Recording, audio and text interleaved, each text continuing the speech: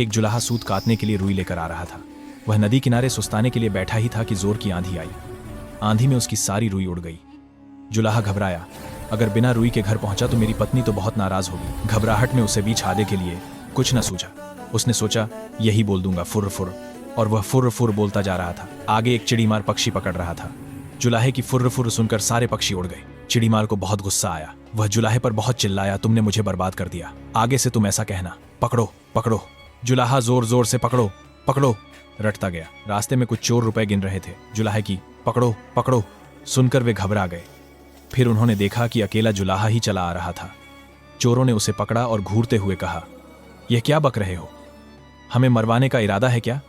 तुम्हें कहना चाहिए, इसको रखो, ढेरों लाओ, समझे? जुलाहा यही कहता हुआ आगे बढ़ गया, इसको रखो, ढेरों लाओ।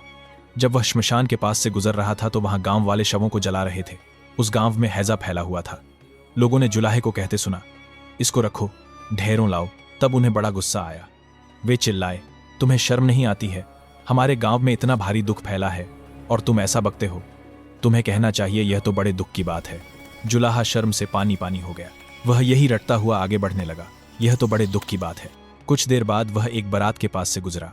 बारातियों ने उसे यह कहते हुए सुना, यह तो बड़े दुख की बात है, यह तो बड़े दुख की बात है। इतना सुनकर वे जुलाहे को पीटने के लिए तैयार हो गए।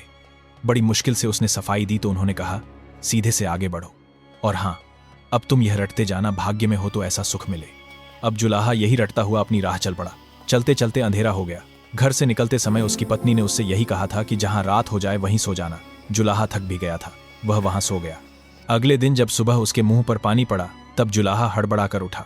आंखें खोली तो देखता ही रह गया, यह तो उसी का घर था और अभी अभी उसकी पत्नी ने ही उस पर पानी फेंका था। जुलाहे के मुंह से निकला, भाग्य में हो तो ऐसा सुख मिले।